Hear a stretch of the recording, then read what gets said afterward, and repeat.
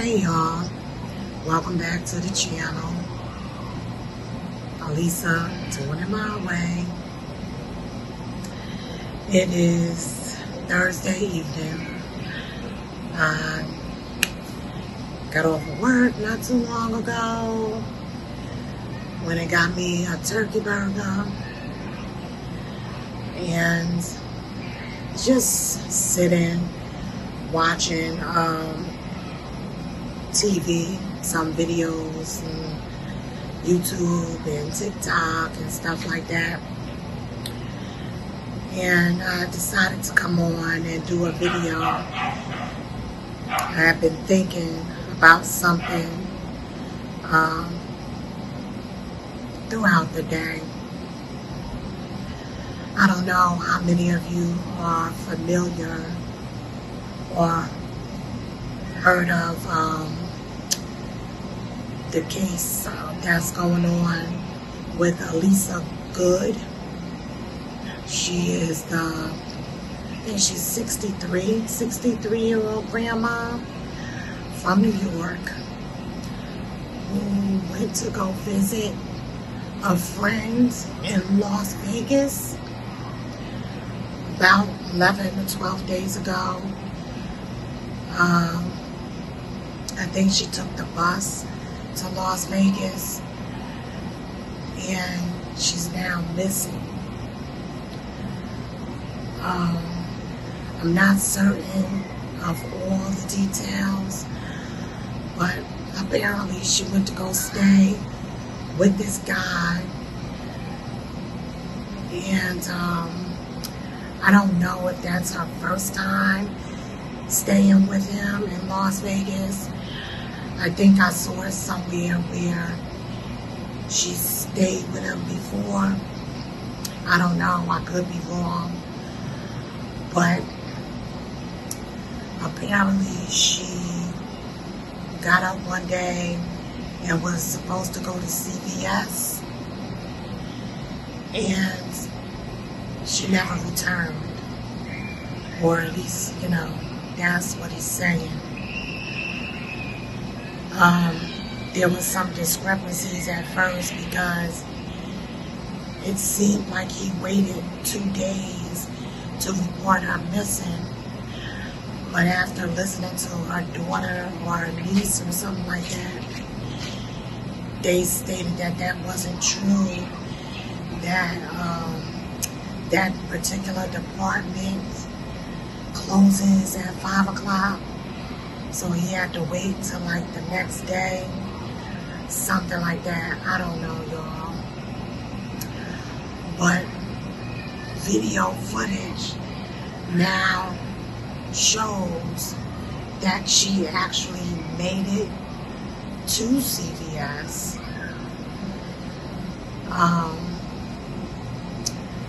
There's some phone messages that's involved.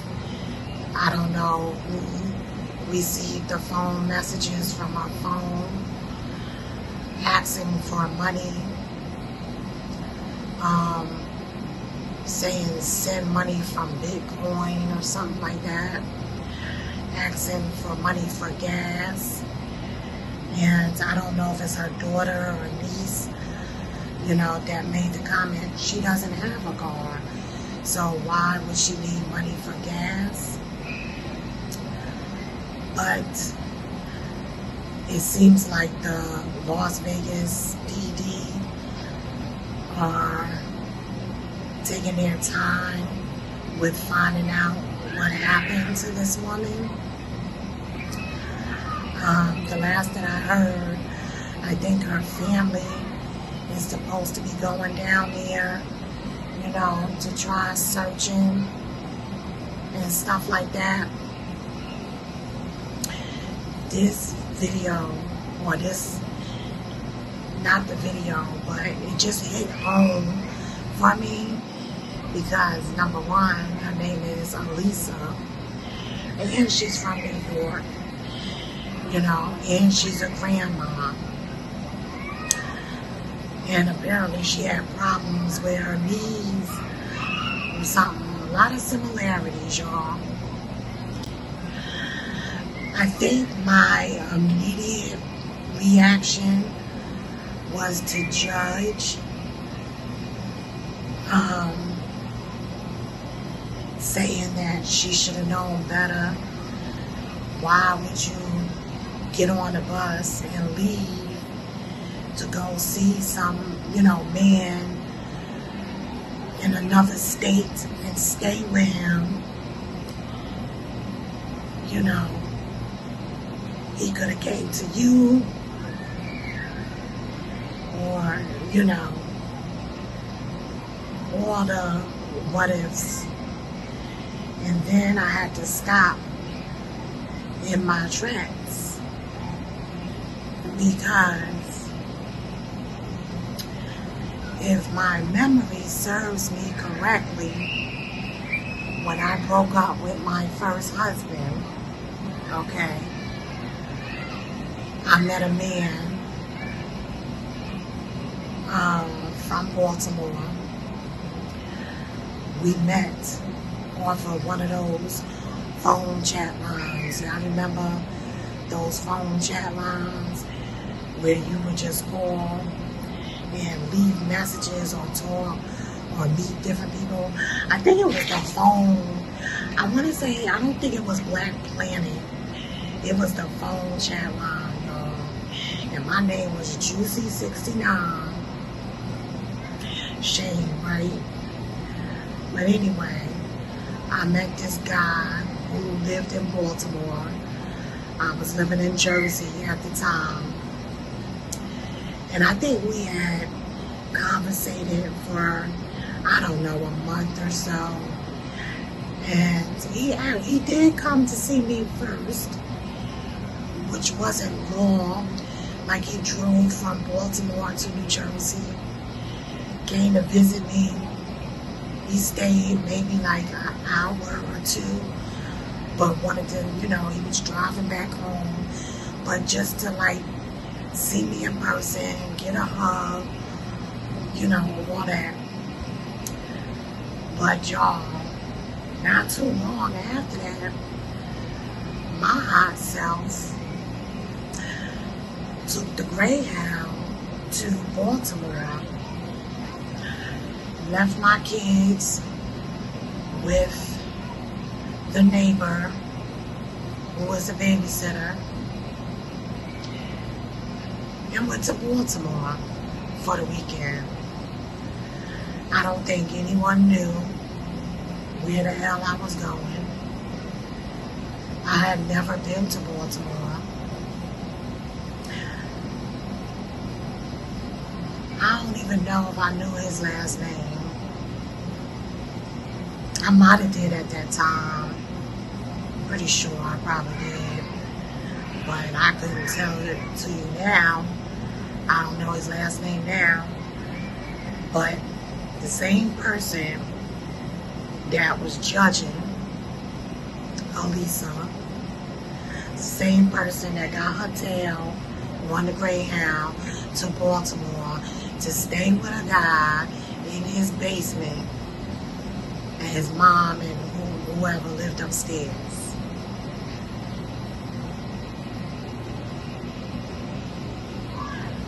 For a weekend,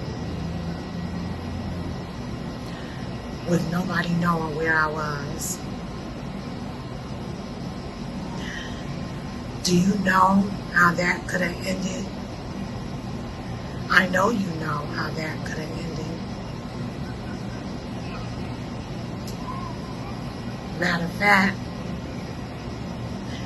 the same weekend, on the way back to New Jersey, I met the Greyhound bus driver. I don't even remember his name. Greyhound bus driver, who we talked, of course, on the way back from Baltimore, because I was sitting in the front seat. But not too long after that, was picking me up at Newark Penn Station And I was riding with him to like different states. Not far, just like Philly, I think, in Washington, D.C., where he was from, and would stay at the hotel with him. I guess they had like Greyhound, when you drive a certain distance, they give you a hotel room for the night. So yeah, I did that. I have some stories. I have stories between my first husband and my second husband. Stories that I'm not necessarily proud of. Now, to some of you, it may sound a little lame, you know, the details of it all. But for me, that was totally out of character. Totally out of character. Just remembering the feeling of loneliness, having 2 young children,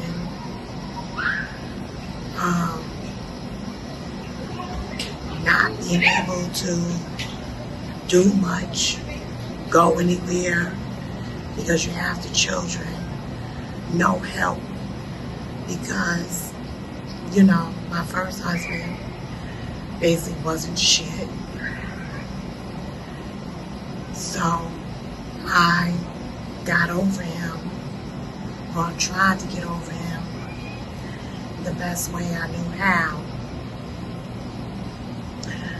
When I think about some of the situations now,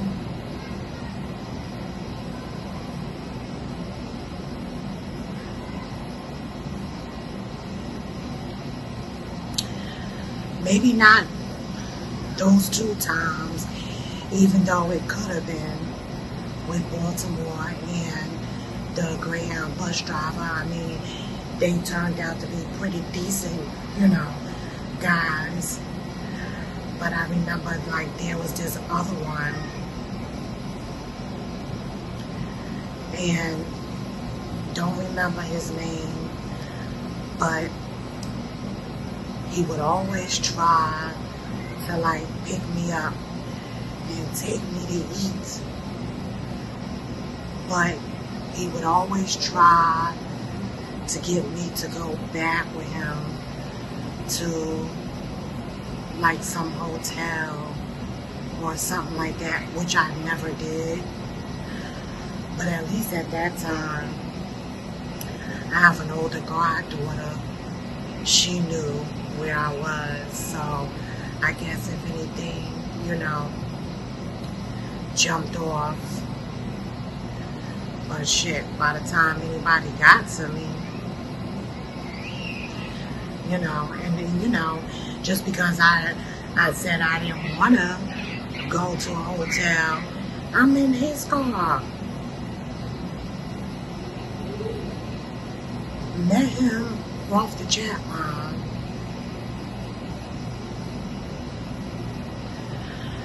I don't know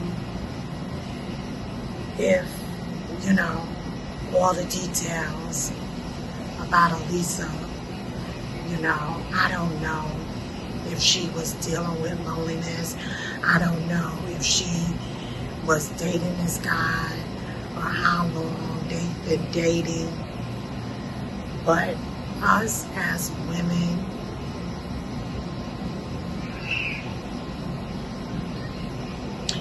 we have to be extremely careful. And it's like, I don't care if you've known someone for years.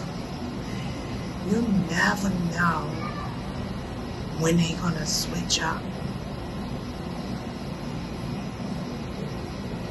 on you.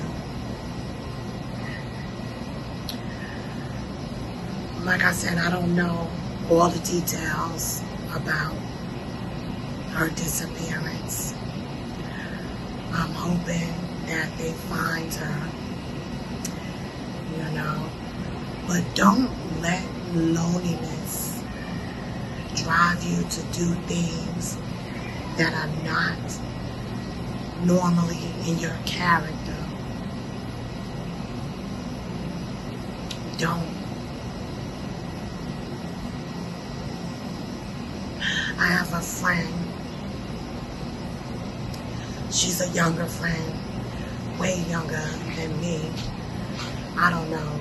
She's probably like 39 or something. I don't think she's 40 yet. 38. Who lives by herself after she broke up with her ex-boyfriend. They had been together for a few years, but the way this girl will cut you off in a heartbeat at the first red flag. She goes, on different dates, but it's always in the daytime, or it's like a restaurant, crowded restaurant, which she drives herself to. She doesn't even give them her phone number unless they make it like past a certain date, maybe like 2 or 3 dates or something like that, and they don't know where she lives at. Us as women, we have to be extremely careful today, y'all. Not just women, men too, because there's some crazy women out there too. But especially us women, we have to be careful. And sometimes for a piece of that probably ain't good anyway, it just ain't worth it, y'all. So my thoughts go out to Alisa and her family. Alisa, where you at, girl? Where you at? I'm hoping they find this lady.